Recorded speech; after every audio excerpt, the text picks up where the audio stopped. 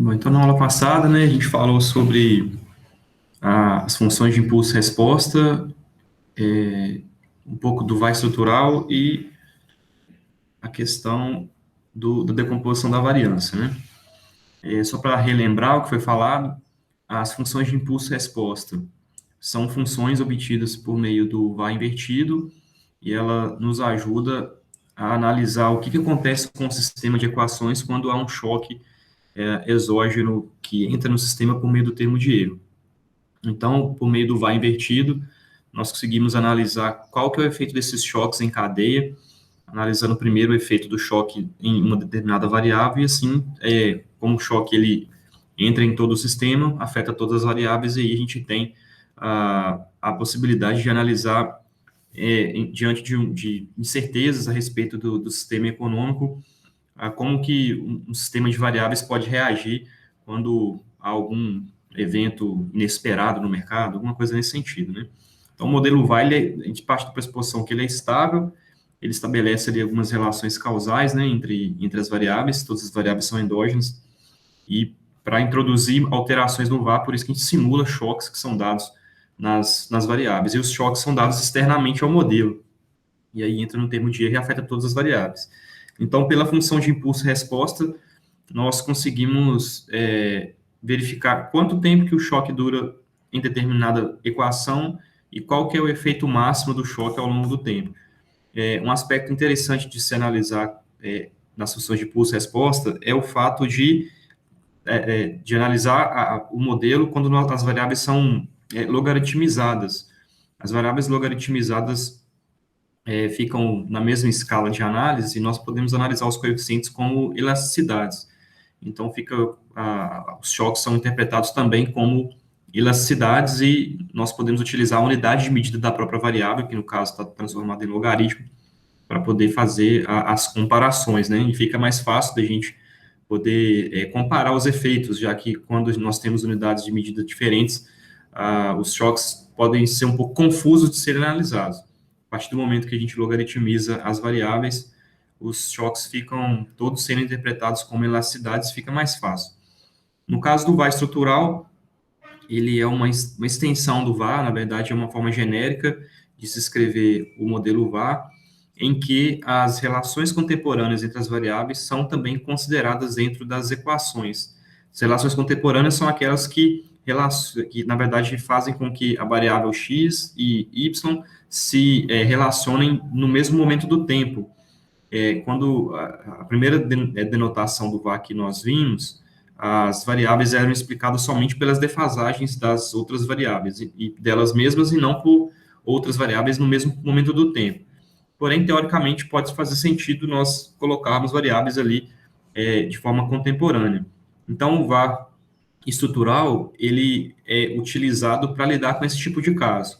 Quando nós temos uma situação em que há correlação contemporânea entre as variáveis e isso não é considerado, os erros aleatórios das equações dentro do sistema vão ser correlacionados. Isso gera problemas analíticos, porque nós não vamos ter uma leitura correta da função de impulso e resposta, porque ela vai estar mal estimada, né? Não vai estar com todos os elementos importantes para serem analisados ali. Então, o passo seria basicamente estimar o modelo VAR reduzido, verificar pela condição de identificação se o modelo estrutural pode ser identificado e como que nós podemos fazer isso. Basicamente, é verificar nas matrizes A e B a quantidade de restrições necessárias para se identificar o modelo, e nessa especificação, na maior parte das vezes, a matriz B, que é aquela que acompanha os resíduos, vai ter na sua diagonal principal parâmetros para serem estimados, os quais vão ser utilizados para gerar as variâncias dos erros, e na matriz A nós vamos ter restrições que colocam o modelo em uma forma recursiva, na qual uma variável sempre vai ser mais endógena do que a outra. A gente vai ter uma variável que afeta todas as outras de forma contemporânea e uma variável que não afeta ninguém de forma contemporânea. Então, o modelo é escrito de forma recursiva para tornar possível a identificação dos parâmetros do VAR estrutural. Então, VAR reduzido utiliza somente as defasagens dentro da equação, VAR estrutural utiliza as defasagens em alguns elementos também contemporâneos. Já a decomposição da variância é uma outra análise feita a partir do VAR invertido, né, do VMA infinito, em que nós utilizamos as informações acerca das variâncias dos erros de previsão para poder decompor a variância e criar percentuais relativos de participação das variáveis para explicar os erros de previsão ao longo do tempo. É uma análise complementar às funções de impulso-resposta e são bem relevantes porque esse percentual nos mostra uma parcela de importância da variável para explicar as oscilações que ocorrem na outra ao longo do tempo. Então, a gente consegue analisar, por exemplo, no curto e no médio prazo, quais variáveis importam mais dentro do sistema de equações para explicar um determinado fator. Por exemplo, se nós temos um sistema formado por inflação, desemprego e taxa de juros, a gente pode se fazer essa pergunta. No curto prazo, o que tem mais importância para explicar a inflação? A taxa de juros ou o desemprego? E aí, pela decomposição da variância, nós vamos chegar à conclusão de que uma variável importa mais do que a outra, porque tem um percentual maior que explica ali os desvios da previsão, né, a variância do erro de previsão. Então, por isso que ela é bastante interessante e tecnicamente fácil de ser executada. Hoje a gente vai ver um pouco sobre teste de causalidade de Granger, alguns conceitos relacionados à endogeneidade e isogeneidade, e vamos tentar avançar para a questão de com a integração se depende. Bom, os testes de causalidade de Granger são bastante utilizados na literatura econômica. Em diversos trabalhos de séries temporais, nós conseguimos visualizar autores que propuseram a realização desse teste. E, basicamente, o objetivo do teste de causalidade de Granger é verificar a precedência temporal entre duas variáveis. A precedência temporal indica se uma variável precede o comportamento de outra variável, ou seja, se variações em uma determinada variável podem ajudar a explicar a outra variável em um momento futuro do tempo. Então, a gente assume a existência de causalidade quando os valores defasados de uma determinada variável ajudam, de alguma forma, na previsão dos valores correntes de uma outra variável. Então, quando o x, a gente vai ter aqui duas variáveis, né, y e x, são duas variáveis temporais. Se x ajuda na previsão de y, a gente diz que o x Granger causa y. É uma tradução do inglês, né, mas os autores que escrevem em português também utilizam essa conotação, ou, alternativamente, x causa y no sentido de Granger, que fica um pouco mais próximo, tem um pouco mais de sentido para o português. Então, quando nós dizemos que x causa y no sentido de Granger, quer dizer que o x precede as variações de y, quer dizer que os valores defasados de x ajudam na previsão de y. Então, o procedimento do teste é, primeiro, a gente estima um modelo de y somente em função dos y defasados, aí a gente obtém a soma de quadrados dos resíduos desse modelo, lembrando que a soma de quadrados dos resíduos é um componente importante da variação do modelo, né? Nós temos a soma total de quadrados, soma de quadrados explicados e a soma de quadrados dos resíduos. Soma de quadrados explicados mais soma de quadrados dos resíduos forma a variação total dos dados. E quanto maior a soma de quadrados explicados, melhor o ajustamento do modelo, o que reflete diretamente sobre o R2, já que o R2 é a razão entre a soma de quadrados explicados e a soma total de quadrados. Então, aqui a gente obtém a soma de quadrados dos resíduos, a gente vai ver aqui como a variação dos resíduos, né? E essa regressão a gente chama de regressão restrita, porque ela tem uma restrição. A restrição está relacionada com a não inclusão dos termos defasados da variável x. Depois a gente estima o modelo novamente, considerando todos os elementos necessários aqui para x, né, e suas defasagens, e obtemos também a soma de quadrados dos resíduos e chamamos essa regressão de regressão irrestrita. É irrestrita porque é uma regressão mais ampla, uma regressão mais completa. Então, a partir disso, a gente define a hipótese de que os coeficientes associados com a variável x são estatisticamente iguais a zero, aqui faltou o zero aqui, contra a hipótese de que pelo menos um parâmetro é diferente de zero. Se pelo menos um parâmetro delta aqui for diferente de zero, quer dizer que alguma defasagem da variável x impacta na variável y. Lembrando aqui que o j começa do 1, vai do n a menos 1. Então, na primeira aqui, a gente tem pelo menos o t menos 1 como um fator que pode explicar as variações do y. E aí a gente faz um teste de Shao, que é baseado numa distribuição F, e tem bastante literatura acerca do teste, também conhecido como teste de modelos restritos e irrestritos. Então, o que a gente faz aqui é calcular um teste F, em que nós comparamos a diferença da soma de quadrados dos resíduos do modelo restrito contra a soma de quadrados do modelo irrestrito. Então, quanto maior é a soma de quadrados do modelo restrito, maior tende a ser o teste F. Lembrando que quanto maior a soma de quadrados dos resíduos, pior é o ajustamento do modelo. Então, você ter uma soma de quadrados dos resíduos maior indica que tem alguma variação grande ali no resíduo que está fazendo com que aquela soma de quadrados seja maior. Então, essa evidência pesa a favor do modelo irrestrito, que tem uma soma de quadrados dos resíduos menor e, por isso, se mostra mais bem ajustado. Então, essa diferença aqui, ela impacta diretamente sobre o teste F. E quanto maior é o teste F, maior também é a evidência da rejeição da nossa hipótese nula, que é o fato dos parâmetros delta serem todos estatisticamente iguais a zero. O M é o número de defasagens da equação. Nós escrevemos o modelo sempre seguindo as defasagens, o mesmo número de defasagens para y e para x. Aqui nós temos novamente a soma de quadrados do modelo irrestrito, n é o tamanho da amostra e k é o número de parâmetros da regressão irrestrita, considerando todos os parâmetros, tanto da variável y quanto da variável x. Aí, chegando à conclusão, né, a gente vai lá, olha o teste F e compara se ele é significativo ou não. Se ele for significativo, a gente rejeita a hipótese nula de que os coeficientes delta associados às variáveis x defasada são estatisticamente iguais a zero e aceitamos a hipótese de que pelo menos um coeficiente é diferente de zero. Chegando nessa conclusão, nós podemos dizer que x impacta em y ou x causa y no sentido de Granger.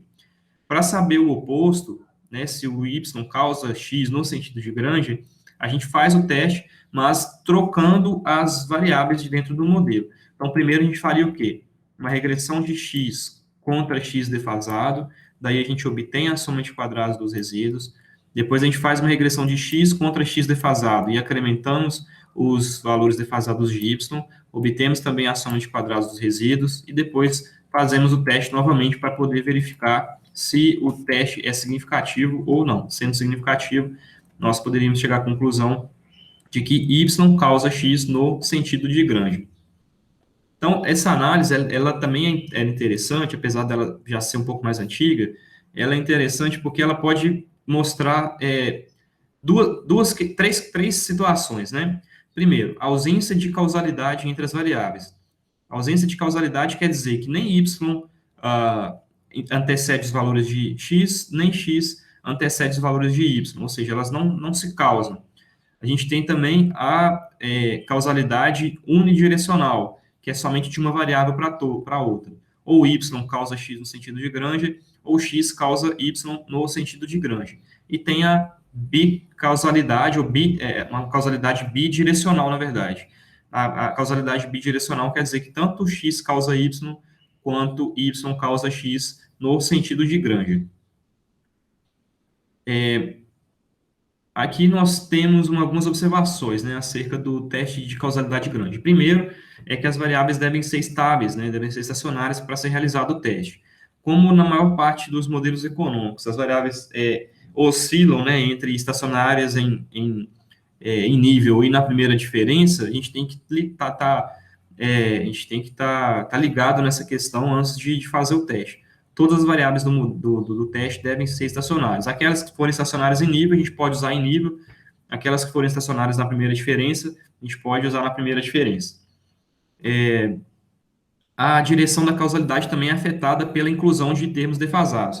Como a soma de quadrados dos resíduos, ela é uma medida que não é ponderada pelo acréscimo de variáveis, sempre que eu acrescentar uma variável no modelo, há uma tendência de diminuição da soma de quadrados dos resíduos, já que a gente está tirando uma variação que está no resíduo, está introduzindo diretamente ela no modelo, sem filtro, né, sem limitação.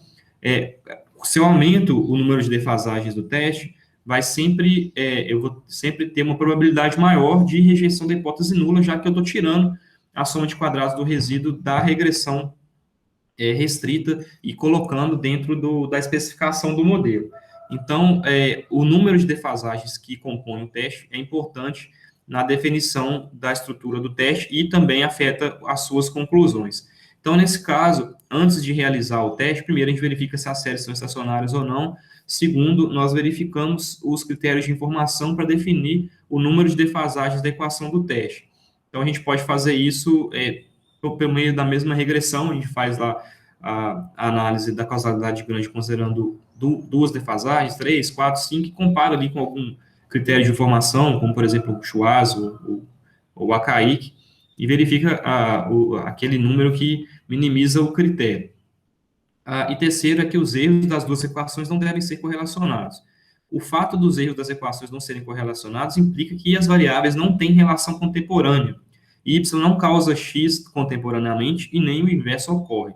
Se isso, de fato, for verificado, o teste de causalidade grande não pode ser utilizado. Então, a gente verifica que somente a questão da relação entre a variável contemporânea com as outras defasadas, e não entre variáveis contemporâneas na equação do teste. O fato aqui também convém falar um pouco sobre essa noção do que é endógeno, do que é exógeno. Eu mandei uns vídeos para vocês aí a respeito dos modelos de equações simultâneas. Esses modelos são dados na econometria 2, mas ajuda a entender um pouco essas denotações do que é endógeno, do que é exógeno.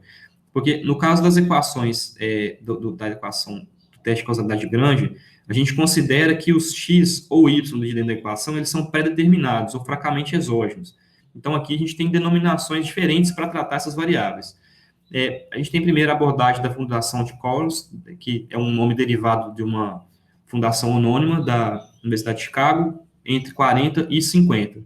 Os autores dessa corrente, eles afirmam que, primeiro, essa questão da simultaneidade entre as variáveis é uma questão basicamente teórica. Né? O que é exógeno, o que é endógeno dentro do modelo, depende da teoria que embasa a análise empírica. Então, não vai existir uma fundamentação empírica que vai dizer, olha, essa variável aqui é endógena, essa variável aqui é exógena. Nada disso. Né? O que vai definir o que são endógenos e exógenos são a teoria que embasa aquela fundamentação. Porém, tem algumas críticas. Primeiro, e a principal talvez seja o fato de as variáveis endógenas e exógenas serem definidas de uma forma um pouco arbitrária, já que nós temos que definir, essa é endógena, essa é exógena por causa disso, por causa daquilo.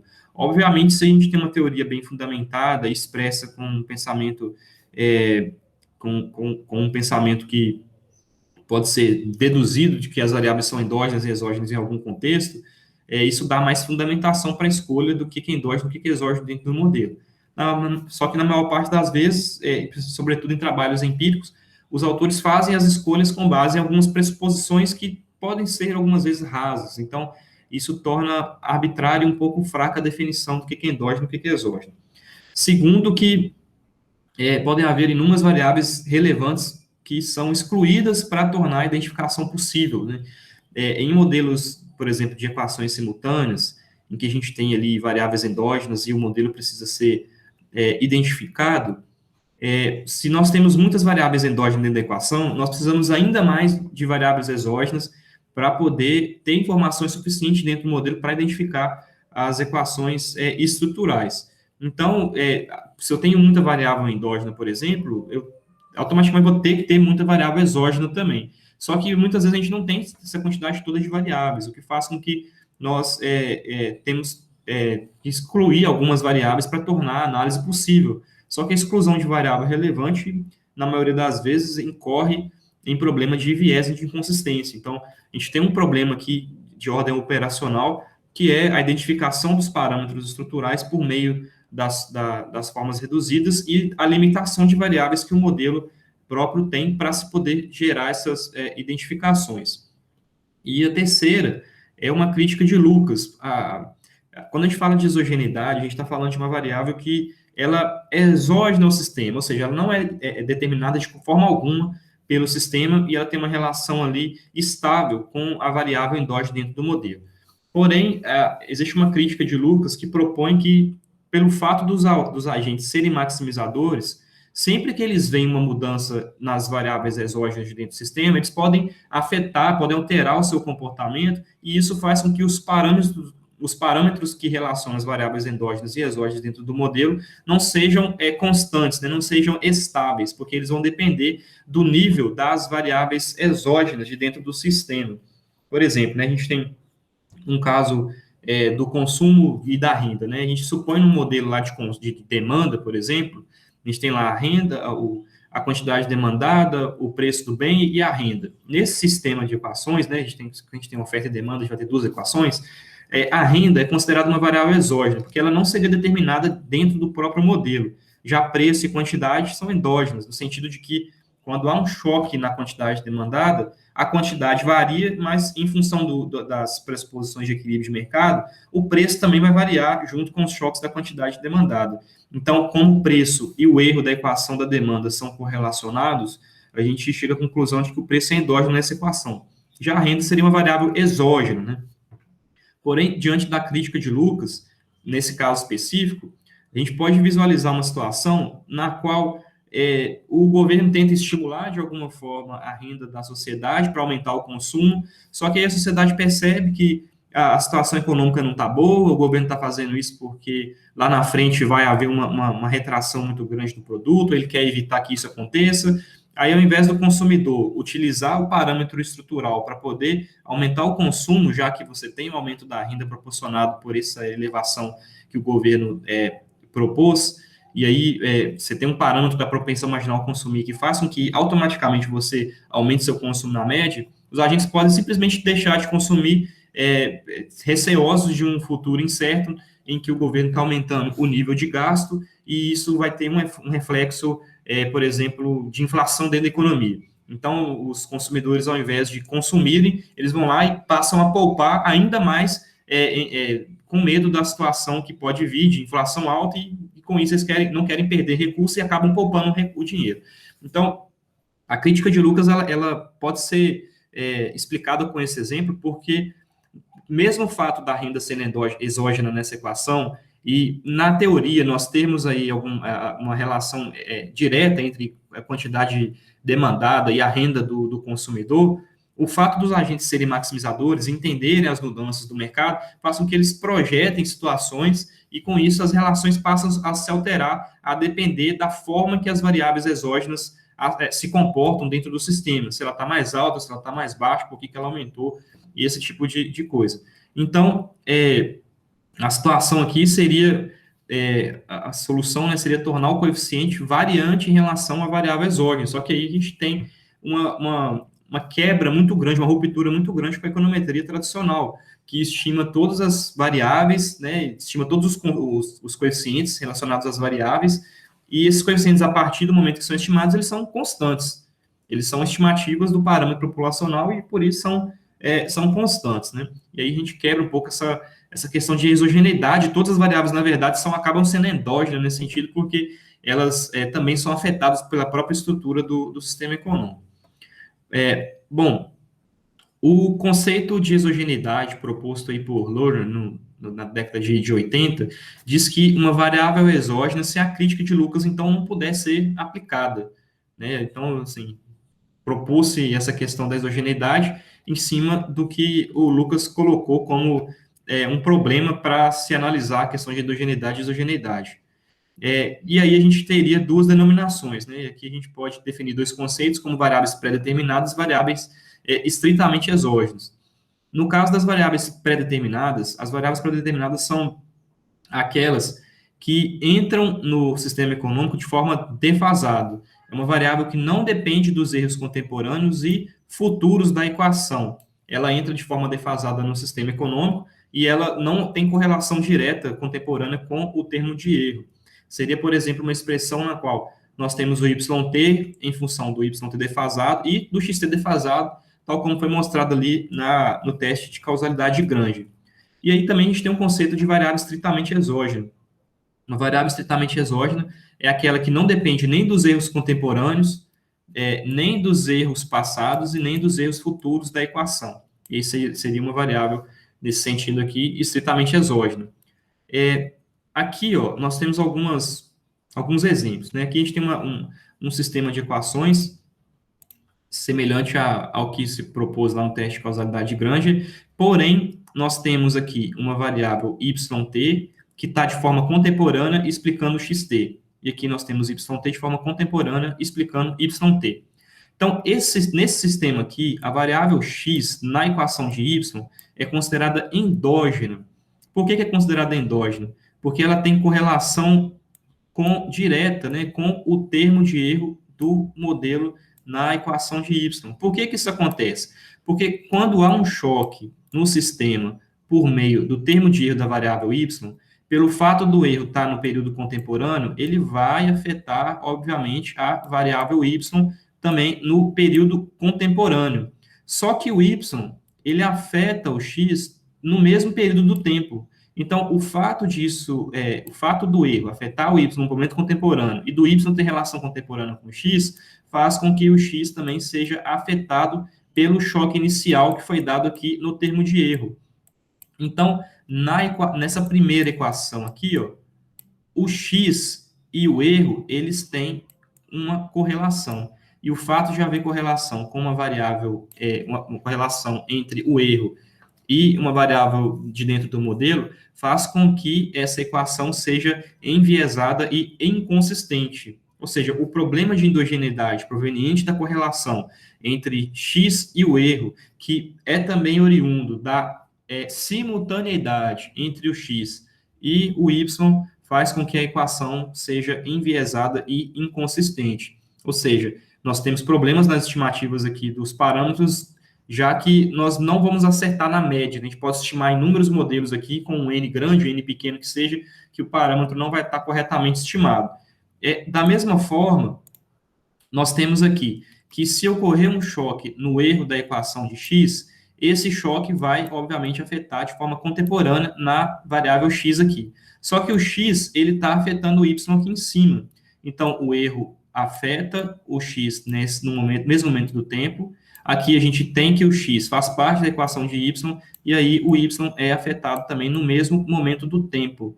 Ou seja, y na equação de x tem correlação com o termo de erro dessa segunda equação, o que faz com que o y seja uma variável endógena dentro dessa estrutura, dentro desse sistema de equações. Então, o mesmo problema a gente vai ter aqui.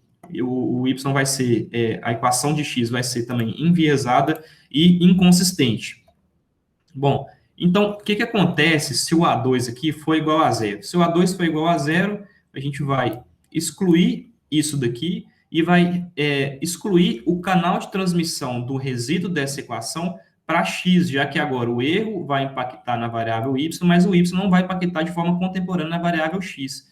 Quando isso acontece, a gente fala que o y é pré-determinado para y na primeira equação. Isso quer dizer que a variável x, ela não tem correlação contemporânea com o termo de erro dessa primeira equação. Apesar do x ter menos 1 ter correlação com o termo de erro, a variável x não tem correlação, já que não há esse mecanismo aí de mudança. Agora, se nós temos uma situação em que A2 e B21 é igual a zero, isso aqui vai ser igual a zero, isso aqui vai ser igual a zero. Ou seja, o yt não explica o xt e nem a sua defasagem. Então, aqui no caso, nós temos uma causalidade unidirecional, na qual o x explica o y, mas o y não explica o x. Então, nesse caso aqui, nem o xt, nem o xt-1 vai ser afetado por um choque que é dado nesse termo de erro, já que o termo de erro vai afetar o yt, mas o yt não entra na equação de x. Então, nesse caso, a gente considera que o x é estritamente exógeno para a equação de y, já que nem há correlação contemporânea com o erro e nem com os valores defasados ou futuros do termo de erro, já que não existe esse mecanismo que passa os choques da primeira equação para a segunda equação. Bom, o conceito de exogeneidade aí, proposto por Engel, Henry e Richard, de 83, ele estabelece mais três conceitos, né? O conceito de exogeneidade fraca, forte e superexogeneidade. A exogeneidade fraca fala que os valores de y, no caso aqui, x seria fracamente exógeno se os valores de yt não explicassem yt, que é exatamente essa primeira equação, essa primeira circunstância aqui, ó, que é o fato de ser pré-determinado. Isso quer dizer, então, que exogeneidade forte é a mesma coisa de variável pré-determinada. Exogeneidade fraca é a mesma coisa de variável pré-determinada. No caso da exogeneidade forte, seria que os valores de xt fortemente exógenos se os valores atuais e defasados de y não explicarem xt, que aí seria a segunda denominação aqui, né, estritamente exógeno. E aí a gente tem uma terceira, que seria a superexogeneidade, que está relacionada com a crítica de Lucas. Então, a superexogeneidade de x quer dizer que o x não afeta os parâmetros da regressão entre y e x não mudam com a alteração dos valores de x. Então, mesmo os agentes sendo otimizadores e, enfim, o mercado funcionando de forma interligada, equilibrada, e não havendo essa correlação de x com os termos de erro da equação de y, nessa circunstância, nós podemos dizer que o x seria super exógeno, ou seja, os agentes não mudariam seu comportamento para variações nos valores de x, né?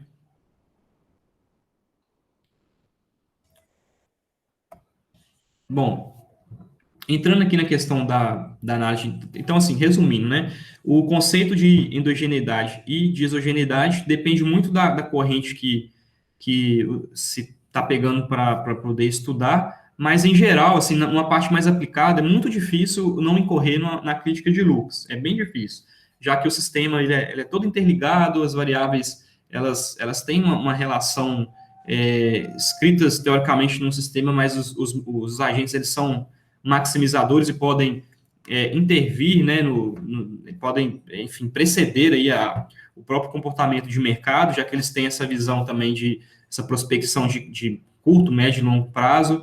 E a crítica de Lucas para modelos econométricos é basicamente o fato de os modelos serem bons para poder analisar as causalidades, mas não muito bons para poder realizar política econômica, já que quando o governo faz a política econômica, os atores já sabem mais ou menos os efeitos esperados, e aí eles podem mudar o comportamento para poder assimilar melhor os efeitos que são causados na economia, né? Nesse caso, a gente considera isso. Isso de termos teóricos, né? Considerando a teoria de que todos são maximizadores, são racionais, etc. Na prática, a gente sabe que os cidadãos não estão o tempo todo olhando para tudo que acontece no mercado. Existem falhas aí relacionadas ao raciocínio, o raciocínio dos indivíduos são também limitados, então eu diria que a gente está num meio termo aí, né? Nenhuma coisa nem outra na prática. Bom, a análise de cointegração. A análise de cointegração é um outro ponto importante nos modelos de séries temporais. A análise de cointegração, ela é basicamente utilizada quando as variáveis não são estáveis dentro do modelo, e a denominação quer dizer que as variáveis têm um comportamento de equilíbrio de longo prazo. Então, assim, da mesma forma nos modelos univariados, que a gente precisa na qual a gente precisa das hipóteses de estacionariedade para poder estimar o modelo de maneira estável, né, para poder estimar o modelo de uma forma parcimoniosa. No caso do VAI, é a mesma coisa, né, as variáveis, só que aqui a gente tem um sistema multiequacional, a gente tem várias variáveis. Então, a pressuposição de estacionariedade também entra aqui e implica em algumas alterações quando essa hipótese não é verificada. Então, quando as variáveis são estáveis, a gente pode estimar o modelo em nível, não tem problema, o modelo é estável. Agora, quando elas não são estacionárias, a gente tem duas situações. Ou elas são integradas, ou elas não são integradas. Se elas são integradas, a gente estima o modelo chamado de modelo de correção de erro, que aí a gente coloca um mecanismo de correção de erro que vai garantir o equilíbrio de longo prazo, que eu vou falar um pouco mais depois. E quando elas não são equilibradas e não são co-integradas, a gente simplesmente estima o VAR na primeira diferença, porque aí seria a melhor denominação possível para esse modelo. Então, basicamente, o conceito de co-integração. A co-integração diz respeito às relações de equilíbrio de longo prazo entre as variáveis. Porque, embora as variáveis não sejam estáveis, elas podem ter um comportamento similar ao longo do tempo, elas podem caminhar juntas. Ou seja, a trajetória delas pode estar interligada no tempo, e no longo prazo elas apresentam algum equilíbrio. Então, assim, apesar do desequilíbrio do curto prazo, a gente considera que existe um mecanismo que influencia o comportamento das variáveis no curto prazo para garantir o equilíbrio delas no longo prazo. Então, por exemplo, a gente tem aqui a variável y, que é um passeio aleatório, não estacionário, né? A raiz unitária aqui dessa equação, a raiz dessa equação é unitária, e aqui a gente tem x, que também segue o mesmo processo aí de não estacionariedade, são ambos passeios aleatórios. Aí eu vou lá e estimo uma regressão de y contra x, da forma que está sendo colocado aqui. As variáveis estão todas em nível. Essa regressão provavelmente vai mostrar um R2 bastante elevado, coeficientes altamente significativos, indicando que eles são bem relevantes na análise, e um baixo valor de W. Watson, que é um teste aí um coeficiente que indica se as séries têm autocorrelação ou não. Porém, essa regressão é chamada de regressão espúria, porque ela não é estável, ela não representa, de fato, a relação estável entre as variáveis.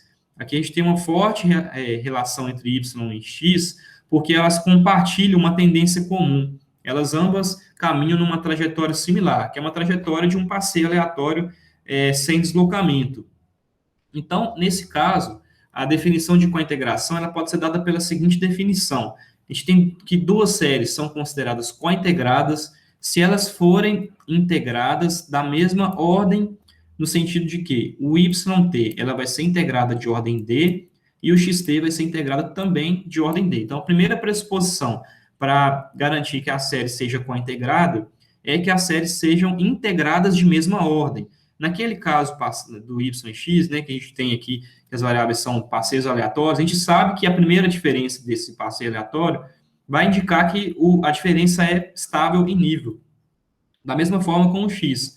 Então, ambas são estáveis na primeira diferença. Então, essa hipótese é verificada.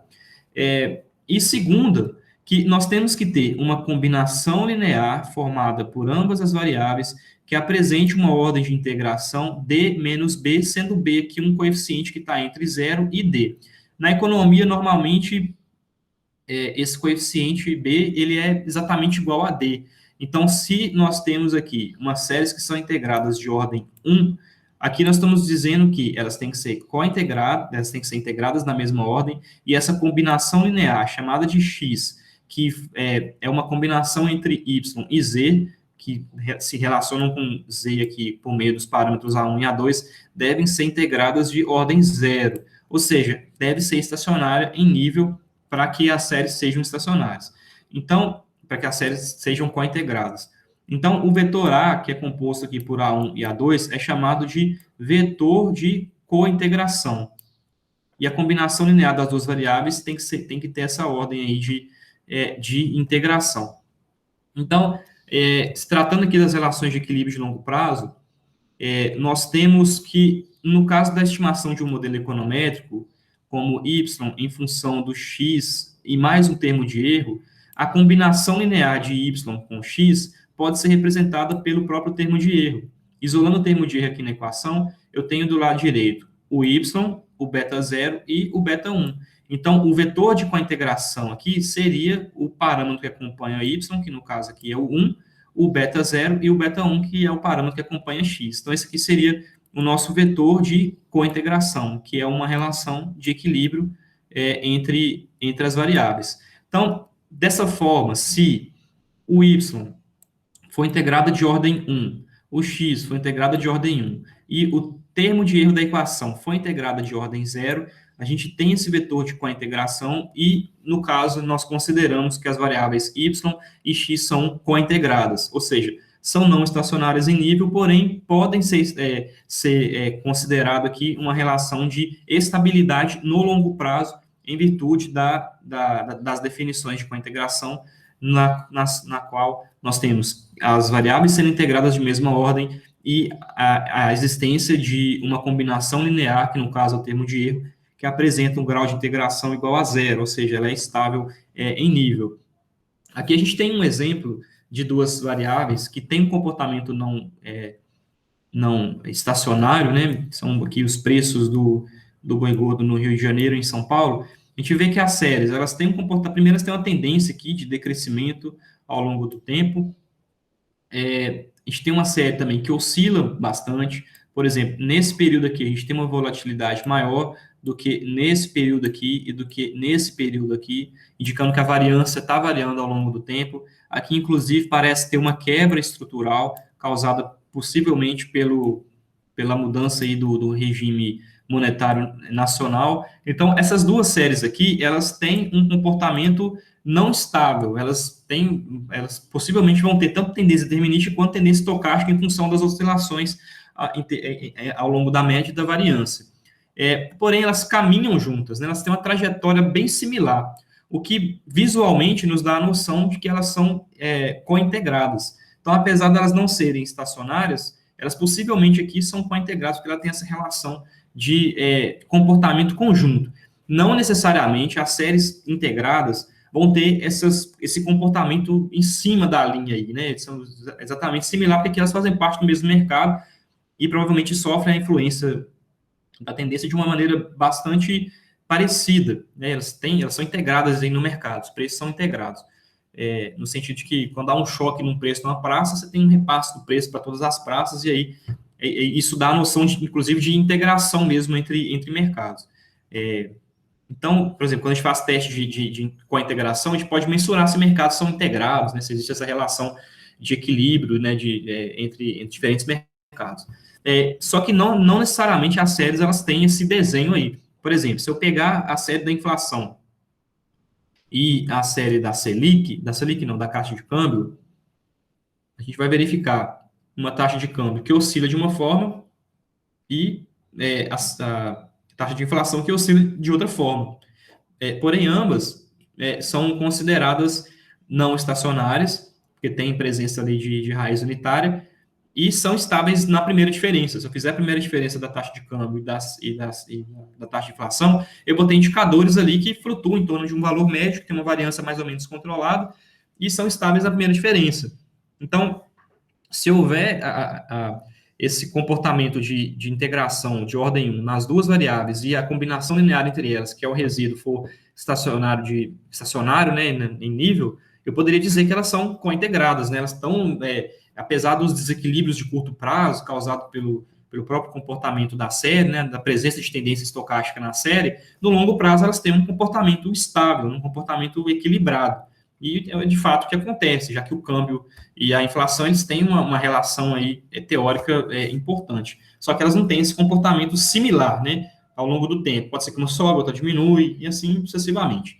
E no caso, representa um pouco isso, pelo fato das séries aqui terem essa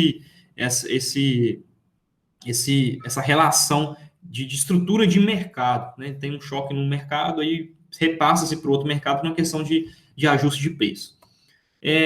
Então, interessante notar aqui nessa análise o número de vetores de cointegração, que é o número de relações estáveis que há num sistema de equações. Os vetores de cointegração são as relações de cointegração que asseguram o equilíbrio de longo prazo entre as variáveis. Só que eles não são únicos, podem haver vários vetores de cointegração a depender do número de variáveis que estão dentro do modelo.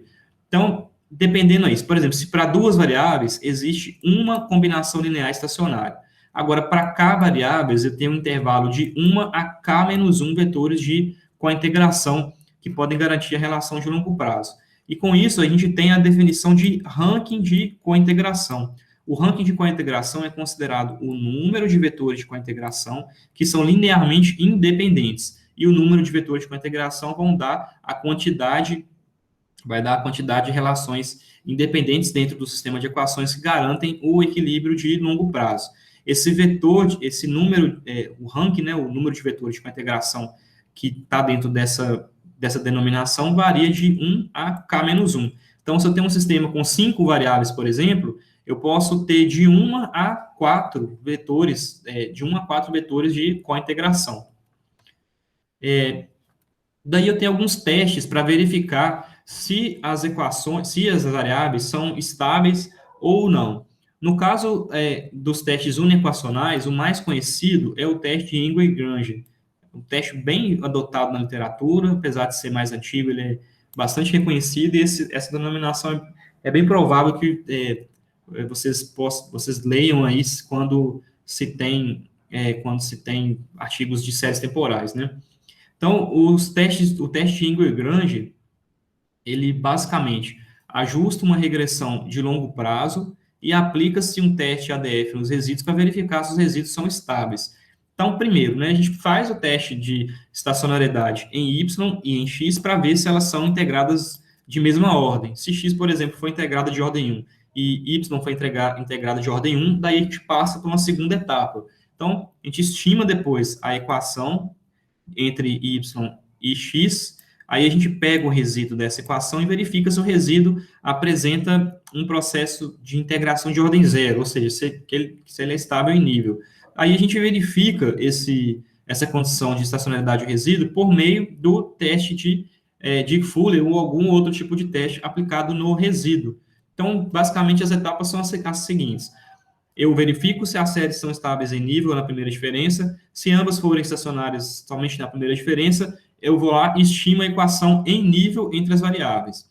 A partir da equação em nível, eu pego os resíduos da equação e aplico o teste de Fuller no resíduo daquela equação. Se o resíduo for estacionário, quer dizer que, apesar das séries serem não estáveis em nível, há uma relação com a integração entre as variáveis e quer dizer, no final das contas, que as variáveis são cointegradas e assumem um equilíbrio de longo prazo.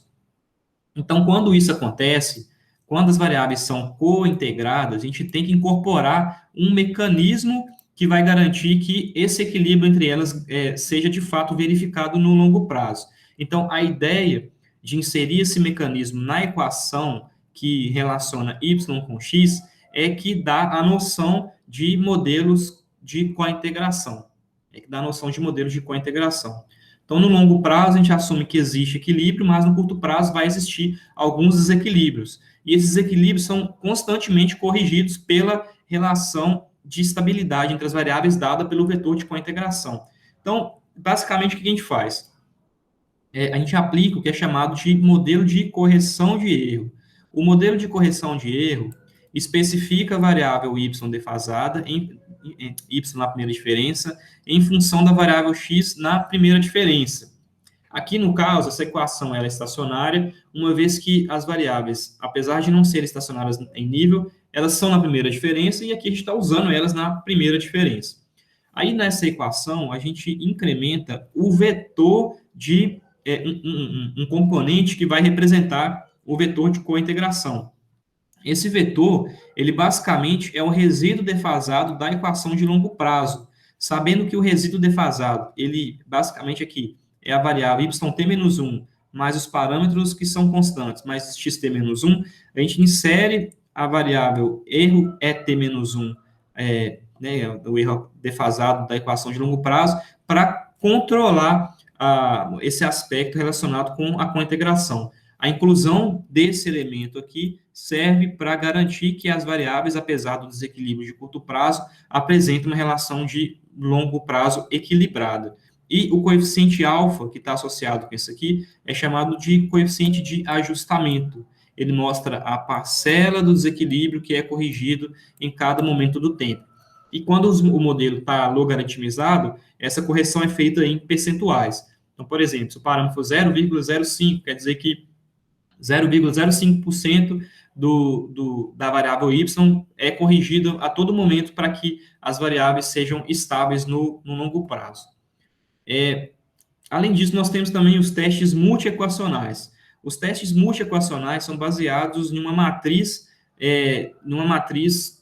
de coeficientes do sistema VAR, né? Então, a gente supõe K variáveis que possuem uma relação de equilíbrio. Aí, se as variáveis são em 1, a existência de combinações lineares entre elas indicam que elas são cointegradas. Aí, existem combinações lineares independentes, e o problema aqui é determinar a quantidade dessas relações independentes, que é o valor do ranking que eu falei anteriormente. E aqui a gente tem algumas regrinhas. Se o número de relações independentes for exatamente igual ao número de variáveis incorporadas dentro do sistema VAR, nós dizemos que o sistema, na verdade, é estável, as variáveis são estacionárias. Todas as equações são linearmente independentes. Se o número de equações independentes for igual a zero, quer dizer que não existe relação de longo prazo entre as variáveis. Não existe relação de longo prazo. Agora, se houver um número R, tal que esse número R está entre 1 e K-1, quer dizer que existe de 1 até K-1 vetores de cointegração e as variáveis são consideradas cointegradas. Então, diante disso, a gente deve determinar quantos e quais são os vetores de cointegração para que a gente possa utilizá-los dentro do sistema multiequacional. Lembrando que aqui no modelo de correção de erro, nós temos um modelo uniequacional, porque aqui nós temos somente y sendo explicada por meio da variável x, e não x sendo colocado dentro do modelo junto com a variável y. Então, no caso de haver uma causalidade bidirecional entre x e y, nós temos que utilizar o chamado teste de John Hansen, que verifica o número de vetores de cointegração dentro de um sistema VAR. Bom, o teste do John Hansen se baseia num VAR reparametrizado. Esse VAR reparametrizado, ele especifica o modelo VAR de uma forma muito parecida com o teste Dick-Fuller uniequacional. Só que aqui a gente tem vetores. Aqui a gente tem a variação de y, aqui nós temos uma matriz π em função de yt menos 1, no caso por um var 1, mais o termo de erro. E aí a gente verifica as propriedades dessa matriz π para analisar se o modelo é estacionário, se ele é cointegrado, se ele não é cointegrado. Então, todas as informações que a gente precisa para poder seguir com a análise VAR vão estar contidas dentro dessa matriz π que acompanha o termo yt menos 1. No caso do VAR 2, nós temos aqui um acréscimo do yt menos 1 de forma defasada. Aqui ele está de maneira não defasada em nível e aqui está de forma defasada. E se a gente for expandir para um modelo VAR-P, nós vamos ter até aqui um componente VAR-T menos P menos 1, e aqui no caso nós temos um VAR, na verdade, que está na primeira diferença, mas que tem um componente aqui diferente, né? Que é um componente π que multiplica yt menos 1. E tudo que está relacionado a π vai nos dar... tudo que está relacionado a π é importante para nos dar a certeza de que o modelo tem ou não relações de cointegração, se é estável ou não. Então, nós supomos que todos os elementos da equação são estacionários, exceto essa matriz π, já que, no caso aqui desse modelo, nós temos variáveis que estão na primeira diferença, e na primeira diferença a gente supõe que elas são estáveis, ou seja, são integradas de ordem 1. Porém, aqui nós temos um componente que está em nível, e a gente não sabe se isso é estacionário ou não. Então, a gente verifica que, para o sistema ser estacionário, essa matriz aqui tem que também ser estacionária e tem que indicar o número de relações linearmente independentes exatamente igual ao número de variáveis. Então, as propriedades de estacionalidade do sistema são controladas pela matriz π aqui, que é uma matriz K por K, que relaciona aí os parâmetros do vetor yt-1 com o vetor yt. Então, para ver cointegração, as linhas da matriz não podem ser totalmente linearmente independentes, já que, se elas forem totalmente linearmente independentes, quer dizer que o modelo já é estável, né? Então, a gente tem que verificar aqui o posto dessa matriz. O posto, então, deve ser menor do que K. Lembrando que o posto de uma matriz, se a gente tem uma matriz, por exemplo, K por K, e o determinante dessa matriz K por K for igual a zero, for diferente de zero, o posto dela vai ser de ordem K. Agora, se o determinante for igual a zero, que no caso as variáveis têm equações que se relacionam, né, a linha não é linearmente independente, que é no caso de modelos não estacionários, a gente vai verificando as submatrizes dentro desse conjunto para verificar o posto. Então, se a gente tem, por exemplo, um posto K menos 1, quer dizer que o modelo é não estável, mas ele é cointegrado, já que existe ele pelo menos um determinante de uma submatriz K menos 1 por K menos 1 que é diferente de zero. Então, o posto da matriz, ela está relacionada com a quantidade de vetores de cointegração que essa série pode ter. Então, no caso aqui, do posto da matriz π for igual a zero, quer dizer que não existe relações de cointegração. Quer dizer que não tem nenhuma submatriz ali que tem determinante diferente de zero. Então, quer dizer que também não há mecanismo de correção de erro, já que não tem cointegração, e daí a gente especifica o VAR diretamente na primeira diferença, já que a gente não vai ter nenhum elemento que vai garantir que as séries sejam estáveis no longo prazo. Se o posto for igual ao número de variáveis, quer dizer que o determinante daquela matriz já é diferente de zero, as linhas são linearmente independentes. Então, se as linhas forem independentes, quer dizer que as séries já são estáveis, né? Todas as linhas ali, todas as equações são estáveis. Agora, se o posto for igual a R, sendo R maior do que 1 e menor do que K menos 1, quer dizer que existem R combinações lineares independentes e R são os vetores aí chamados de vetores de cointegração. Então, o teste do Johansen, ele verifica na matriz π a quantidade, o posto da matriz para chegar à conclusão acerca da existência ou não de vetores de cointegração e da quantidade de vetores de cointegração, já que a quantidade de vetores tem relação direta com o número de variáveis dentro do modelo. Se eu tenho, por exemplo, 5 variáveis e o posto dá igual a 4, quer dizer que eu tenho 4 vetores de cointegração dentro do sistema vai, os 4 têm que ser incorporados dentro do sistema. Então, seguindo aqui com o teste de Johansen, né, os autores também propuseram que o π possa ser decomposto em 2 elementos, numa matriz alfa e numa matriz beta. Então, substituindo essa matriz alfa e beta dentro do modelo, nós temos aqui o yt-1, que é o mecanismo corretor de erro quando o modelo é cointegrado, sendo multiplicado pelo alfa e pelo beta. No caso aqui, o alfa, ele representa os coeficientes de ajustamento para o equilíbrio de longo prazo, e o beta são matrizes aí que são as relações de cointegração que definem a trajetória de longo prazo. Então, isso aqui dá a velocidade do ajustamento, o B dá os vetores de cointegração associados com aquela equação.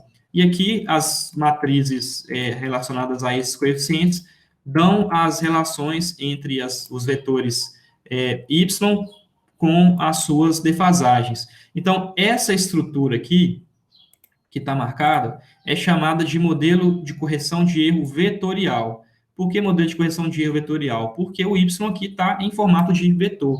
Eu tenho várias variáveis que compõem, pelo menos 2 variáveis, na verdade, que compõem o vetor de y. Então, se eu tenho mais de 2 variáveis, se eu tenho um sistema multiequacional e as variáveis são não estacionárias, eu tenho que seguir com essa análise de cointegração, que é especificar o modelo VEC, vetor de correção de erro, e, através do modelo VEC, fazer o teste do Johansen, que é feito na matriz π, que aqui está decomposta, para verificar essas propriedades todas de posto e da quantidade de vetores de cointegração, etc.